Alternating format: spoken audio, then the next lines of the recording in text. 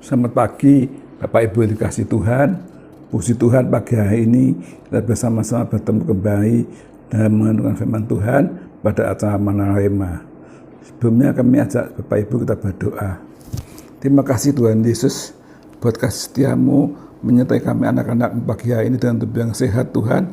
Kami boleh menikmati kasih setia Tuhan. Sebentar kami hendak mengandungkan firman-Mu Tuhan.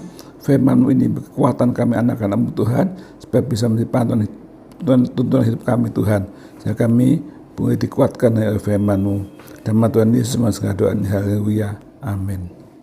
Puji Tuhan Bapak Ibu sekalian, pagi hari ini kita dengan tubuh yang sehat, kita masih bisa hidup hanya kasih karunia Tuhan Yesus saudara sekalian. Mari kita membaca satu ayat di dalam Injil Yohanes pasal 15 ayat ke-5. Dikatakan, akulah pokok anggur yang benar dan kamu ranting-rantingnya. Barang siapa tinggal di dalam aku dan aku di dalam dia, ia berbuah banyak. Sebab di luar aku kamu tidak dapat berbuat apa-apa. Puji Tuhan saudara sekalian, yang Tuhan mengatakan bahwa Yesus ada pokok anggur kita. Itu ada pokok anggur, yaitu pokok ya. Tanamannya pokok anggurnya, dan kita ada ranting-rantingnya, cabang-cabangnya Bapak Ibu sekalian ya. Jadi saudara sekalian, hidup kekristenan kita itu ya, sejak kita ikut Tuhan Yesus, maka roh Tuhan ada di dalam kita ya. Roh Tuhan mengisi hidup kita karena kita hidup di dalam ikut Tuhan ya. Dan hidup kita adalah menjaminkan keadaan ya. Sekarang perhatikanlah sudah ya. Hidup kita menjaminkan Tuhan Yesus ya. Karena kita anting-antingnya, maka anting-antingnya bertumbuh dan berbuah seperti yang pokoknya ada ya. Kalau pokoknya itu buahnya dasarnya warna hijau, anting-anting buahnya warna hijau sama, rasanya sama, semuanya sama. Jadi kita mencerminkan keadaan Yesus ya. Kalau itu anting yang benar, karena anting itu dapat makanan dari pokoknya, dapat air melalui batangnya sampai ke daun-daunnya sudah ya. Ya, karena perhatikanlah kehidupan kita sudah ya, bagaimana kita harus seperti Yesus ya, karena antingnya itu menggambarkan dari pokoknya ya. Kalau pokoknya benti, tidak mengasih makanan ke antingnya kan benti dan mati, tidak bisa hidup lagi sudah ya. Karena kita tergantung pada keadaan Yesus. Sebab itu sudah kita menjaminkan kehidupan kita itu, menjaminkanlah keadaan seperti Yesus ya. Nah, perhatikanlah saudara bahwa kasihnya Tuhan itu harus ada dalam hidup kita. Nanti kita punya kasih seperti kasihnya Tuhan Yesus. Panutan kita tuh Tuhan Yesus, sudah bukan yang lain ya. Sukacita Tuhan ada di hati kita. Kita punya sukacitanya seperti sukacitanya Tuhan ya. Kita punya pikirannya seperti pikirannya Tuhan. Kita punya keinginan seperti keinginan Tuhan. Kita punya kehendak seperti kehendaknya Tuhan. Kita punya tujuan hidup seperti tujuannya Tuhan ya.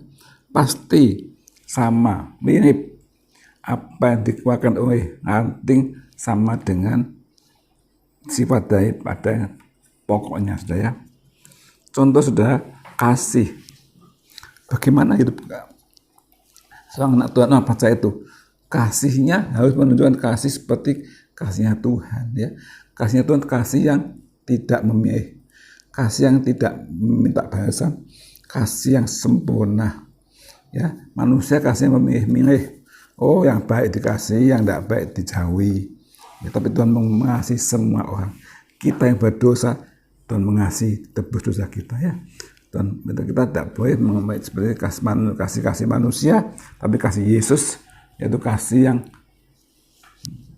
pada siapapun juga ya. Sukacita kita harus mengambil sukacitanya Tuhan. Ya. Sukacita kita dalam keadaan apa? Bernyanyi memuliakan Tuhan ya. Sukacita yang abadi sudah ya. Tidak tergantung situasi. Sukacitanya Tuhan itu sukacita yang luar biasa. Seperti Paulus di kitab Kisah dikatakan, Paulus waktu dia ditangkap, dia dipukuli, dia dimasukkan penjara, dibelenggu, tetap bersukacita. Sukacita yang abadi, yang kekal ya. Dalam keadaan di penjara dan susah, Paulus tetap bersukacita, kan dapat sukacita Tuhan ada di hatinya. Biar kita pun sudah ya, karena Tuhan kita punya keadaan-keadaan yang tidak enak, tetap sukacitanya Tuhan ada di hati kita. Tetap bersukacita yang sempurna, yang kekal ya. Bukan karena situasi sudah, kalau karena situasi tidak enak kita tidak bersukacita, tapi kesukacita Tuhan dan segala keadaan apapun kita tetap bersukacita memuliakan Tuhan ya. Pikiran kita seperti pikirannya Tuhan ya. Bagaimana pikirannya Tuhan itu? Tetap mengasihi jiwa-jiwa, bertanggung jawab ada segala dikerjakannya ya. Tuhan bertanggung jawab untuk keselamatan umat manusia. Bahkan dia sampai akhirnya menyerahkan nyawanya buat kita orang berdosa, saudara. Itulah pikiran Tuhan, pikiran yang penuh kasih, penuh tanggung jawab, saudara. Bagaimana kita dalam keadaan tugas kita sehari-hari, di pelayanan, di pekerjaan, di keluarga, kita harus punya pikiran yang penuh kasih dan tanggung jawab sepenuhnya. Ya. Keinginannya kita disamakan dengan keinginan Tuhan. Keinginan Tuhan apa? Mencari jiwa-jiwa. Keinginan mencari jiwa-jiwa tiba datang kepada Yesus. Satu jiwa bertobat, mereka suka beribu-ribu bersorak-sorak, saudara. Biar kita, kesukaan kita, keinginan kita mendapatkan jiwa-jiwa baru. Ya mungkin sudah punya teman-teman atau keluarga yang mengenal Tuhan, kenakan Yesus pada mereka supaya banyak jiwa-jiwa dimenangkan. Itulah keinginan yang Tuhan suka dan kita menjadi suka, saudara, karena banyak jiwa dimenangkan. Kehendak Tuhan itu seperti kita harus menyesuaikan dengan kehendak Tuhan, kehendak hati kita ya. Paulus mengatakan, hidupku bukannya aku lagi, tapi Kristus dalamku. Kehendak Tuhan dalamku, kata Paulus. Jadi kehendak Tuhan dalam hidup Paulus dan hidup saudara dan saya, kita harus sesuaikan dengan kehendaknya Tuhan, saudara, bukan kehendak semau gue. Ya, kadang-kadang kita mendengarkan kehendak sendiri, tapi mengabaikan kehendak Tuhan. Ya, kita menurut jalan Tuhan. Ya, kadang-kadang sungguh berjalan tempat yang gak enak, tapi percaya dengan tuntunan Tuhan, biarpun tidak enak tempatnya, tapi Tuhan pasti beri kekuatan dan kemenangan, saudara. Ya, ketiga, tujuan hidup kita seperti tujuannya Tuhan, saudara. Ya. Tujuannya Tuhan apa hidupku?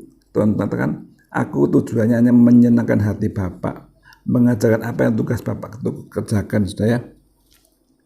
Yang Bapak tugaskan, Tuhan kerjakan, saudara. Jadi Tuhan kita hanya menyenangkan hatinya Bapa di surga, memuliakan Dia, menyembah Dia.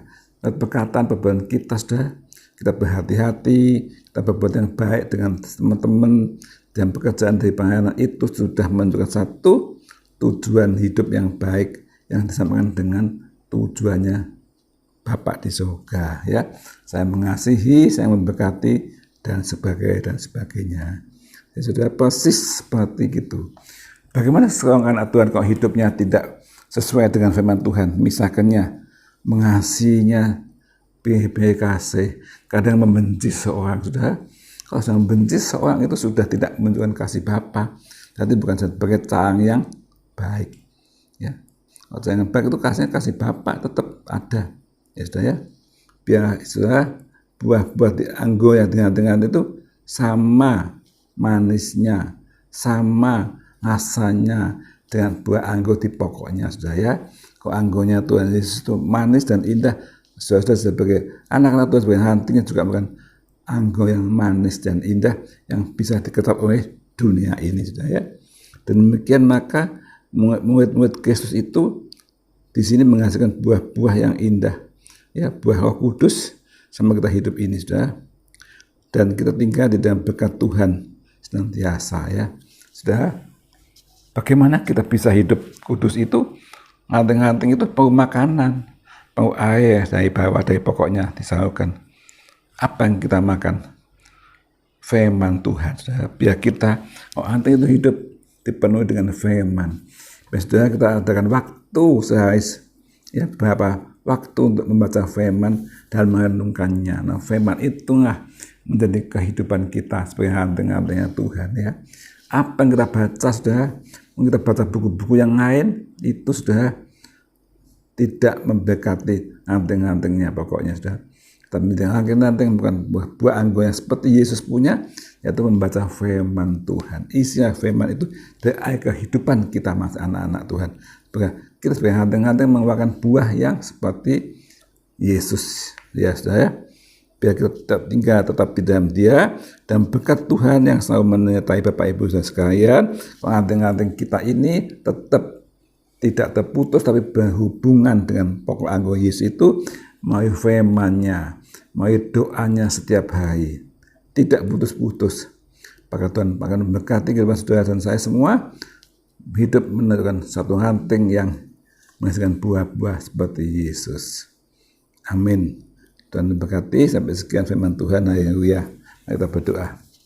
Bapa dalam surga, terima kasih Engkau pokok anggur yang benar Tuhan. Kami percaya Tuhan, Engkau satu-satunya harapan hidup kami Tuhan. Kami nganting-nganting tidak bisa hidup tanpa Engkau Tuhan. Kami akan mati dan kering tanpa pertolongan-Mu Tuhan. Hanya firman menguatkan kami Tuhan. Firman menjadi air kehidupan benda kami anak-anak-Mu Tuhan. Karena akan tetap berbuah-buah seperti Yesus. Berbuah hatinya, berbuah seperti pokoknya yang indah dan mulia Tuhan. Terima kasih Tuhan. Hamba berhenti bercahaya, tapi Engkau Kudus mengajak kami anak-anak-Mu tetap setia. Seperti ranting-ranting yang tetap berhubungan terus dengan pokoknya, tetap dapat sampai makanan dari pokoknya, yaitu firman-Mu Tuhan. Ajar kami tetap setia kepada firman-Mu Tuhan.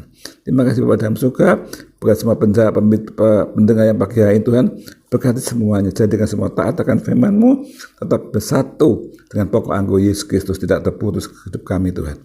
Terima kasih Bapak dalam surga, dan Tuhan semua segala doa. Haleluya. Amin.